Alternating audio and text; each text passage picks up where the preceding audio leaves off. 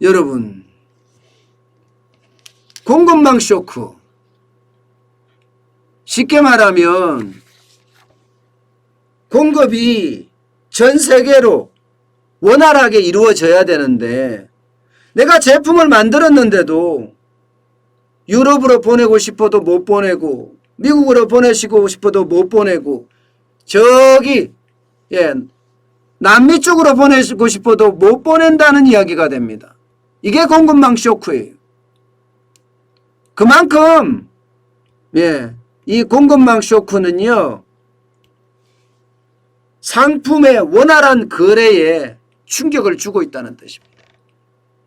왜 일어났다? 왜 일어났을까요? 뭐 간단합니다. 기본적으로는 코로나19 때문이에요. 코로나19 때문에 하역하는 사람들이 줄어들었다는 거. 코로나19 때문에. 왜냐하면 코로나19가 딱 터지니까 대부분이 월급 줄 돈도 없다 이렇게 이야기할 정도로 심각했었거든요.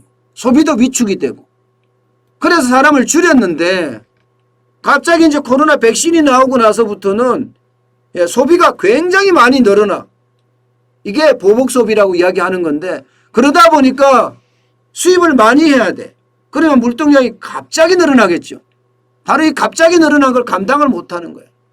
안 그래도 코로나 때문에 사람을 줄인 데다가 갑자기 늘어난 것을 갖다가 이동을 하려고 하니까 양도 또 많아졌어요. 공급조차도 많아졌어요.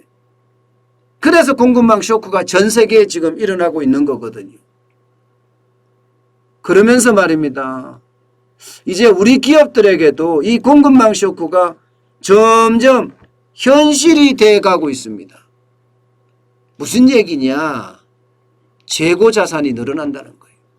1년 전보다 재고 자산 증가 기업률이요. 증가율이 68%나 됩니다. 증가한 기업의 비율이 말입니다.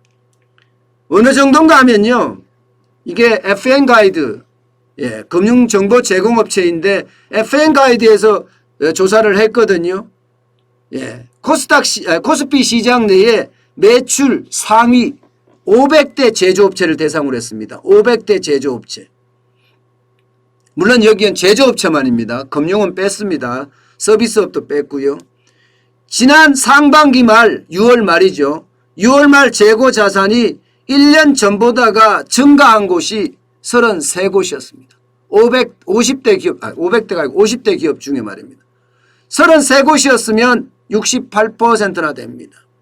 2년 전, 그러니까 2020년이 아니라 2019년 대비해봐도 34곳, 68%로 오히려 증가합니다. 재고 자산이 증가한다는 건 이것은요, 기업의 판매가 그만큼 줄어든다는 거예요. 심지어 재고 자산의 액수도 지금 급증하고 있습니다. 50개 기업의 총 재고 자산은 145조 9,559억 원입니다. 1년 보다가 14조 7,039억 원이 늘어났습니다. 11.2%가 늘어났어요. 2019년 2분기 그러니까 2년 전보다가는요 7조 7,027억 원이 늘어났습니다. 이것도 마찬가지 5.57%가 증가한 규모입니다. 결국 말입니다. 지금 기업들의 재고 자산이 계속해서 쌓인다는 거잖아요. 이렇게 되면 여러분, 이렇게 되면 결국 말입니다. 기업의 재고 자산이 문제가 돼서 매출이 그만큼 떨어져서 심각한 문제가 발생될 수도 있다는 이야기입니다.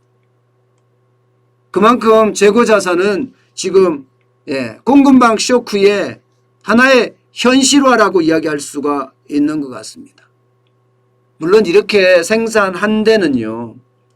원자재가 급등하니까 미리미리 원자재를 산 것도 있습니다. 여기다가 향후 경기가 좋아질 것으로 판단을 해서 제품 생산을 더 늘린 것도 있습니다. 이런 것까지 영향을 미쳤겠지요. 게다가 중국의 어떤 전력난까지 겹치니까 이게 우리는 더 많이 팔릴 거다 이렇게 예상을 했거든요. 그렇지 못하다는 거예요. 결국은요, 이 재고 자산이 결국 기업들을 굉장히 아프게 하는 또 하나의 악성 악재가 되지 않을까 이렇게 우려합니다. 악성 악재. 이게 악성이라는 데 문제가 있습니다. 악성이라는데. 재고 자산이 많으면 많을수록 원가 부담이 그만큼 더 들 수밖에 없고요. 원가 부담이 많으면 많을수록 기업들의 이익은 더 줄어들 수밖에 없습니다. 실제 전문가들이 이야기할 때도 아마 여러분들이 보실 때도 마찬가지인데요. 재고 자산이 슬슬 잠기는 현상이 나타나는 것은요. 당장 말입니다. 손상, 차손이 점점 일어난다. 이러면 기업의 성장에 대한 불확실성이 더 커질 수 있는 요소다. 이렇게 얘기합니다. 여러분, 경기가 조금씩 꼬꾸라진다는 게 이런 거예요. 이게 제일 중요한 게요. 코스피 매출 상위 50개사잖아요. 우리나라에서 진짜 잘 나간다는 회사들의 50곳에 대한 판단입니다. 그 판단이 적어도 66%, 33곳이 작년보다 재고 비중이 많아졌다는 이야기니까요. 이게 만약에 말입니다. 매출 상위 50개사를 벗어나서 우리 기업, 중소기업으로 이게 만약에 가지고 온다면 이 문제는요. 진짜 심각해질 거라고 이야기를 합니다. 중소기업은 재고가 있을 수가 없어요. 왜냐고요? 재고가 있으면 그만큼 중소기업이 안 돌아간다는 뜻이잖아요. 안 그래도 원가가 워낙 많이 올랐기 때문에 중소기업 입장에서는 재고를 가지고 있을 여력조차도 없습니다. 그런데 중소기업이 재고를 가지고 있으면 어떻게 될까요? 말해봤자 뭐 하겠습니까? 그만큼 충격이 올 수밖에 없는 그런 상황이 될 거다. 이렇게 예상됩니다. 결국 말입니다. 공급망 쇼크가 점점 기업의 현실화돼가는 분위기, 그게 지금 작동하고 있는 것 아닌가. 저는 그렇게 지금 이해하고 있습니다.